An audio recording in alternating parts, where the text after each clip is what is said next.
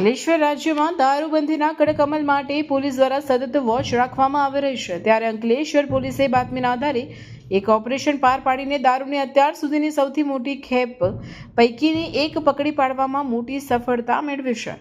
અંકલેશ્વરના પુનગામ પાસેથી પસાર થતા દિલ્હી મુંબઈ એક્સપ્રેસ વે નજીકથી સુરત તરફ જતી એક શંકાસ્પદ ટ્રકને પોલીસે આંતરી હતી।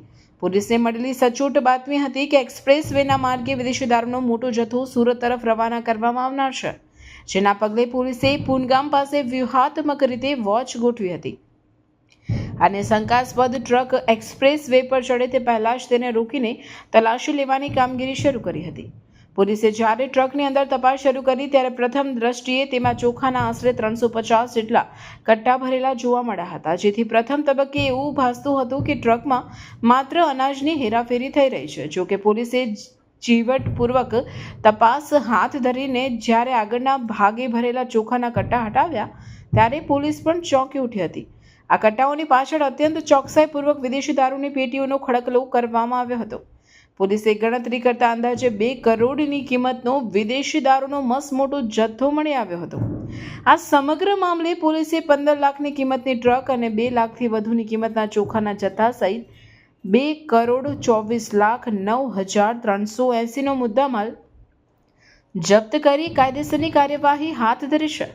આ રેકેટમાં સંડોવાયેલા અને ટ્રકમાં સવાર ચાલક જેસારામ કરનારામ મેઘવાલ તથા ક્લીનર મુકેશ મેતનરામ મેઘવાલની ઘટના સ્થળેથી જ ધરપકડ કરવામાં આવી। પોલીસની પ્રાથમિક પૂછપરછમાં સામે આવ્યું છે કે બુટલેગરો એક્સપ્રેસ વે પર વાહનોની સ્પીડ વધુ હોવાથી ચેકિંગમાં બચી જવાની આશા હતી, પરંતુ હાઈવે પર ચડતા પહેલા જ પોલીસની ટીમે એન્ટ્રી પાડીને આખી ખેપ નિષ્ફળ બનાવી દીધી હતી।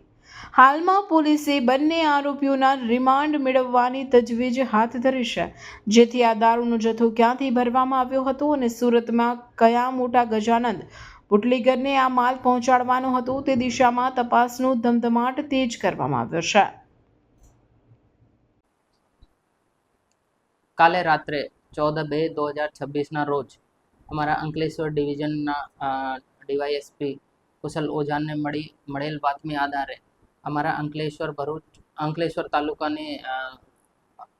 તાલુકા પોસ્ટેના પીઆઈ સાહેબની ટીમ ને દિલ્હી મુંબઈ એક્સપ્રેસ પુનગામ ઓવરબ્રિજ ઉપર એક રાજસ્થાન પાસિંગની ગાડી જેમાં ભારતીય બનાવટનો વિદેશી દારૂ જેની કુલ 33,636 બોટલો જેની મુદ્દામાલની કિંમત 2 કરોડ 6 લાખ રૂપિયા થાય છે।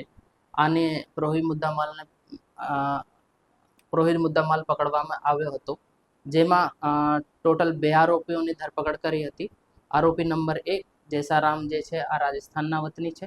આરોપી નંબર 2 મુકેશ કુમાર જે પણ રાજસ્થાનના વતની છે। આમાં જે IMFL છે આ ભેજવાના ઇસમ જો છે આની ઓળખ પ્રકાશ શર્મા નામથી થઈ છે।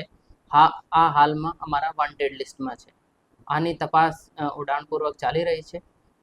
આગે કંઈ તપાસમાં કંઈ આવશે તો તમને જાણ કરવામાં આવશે।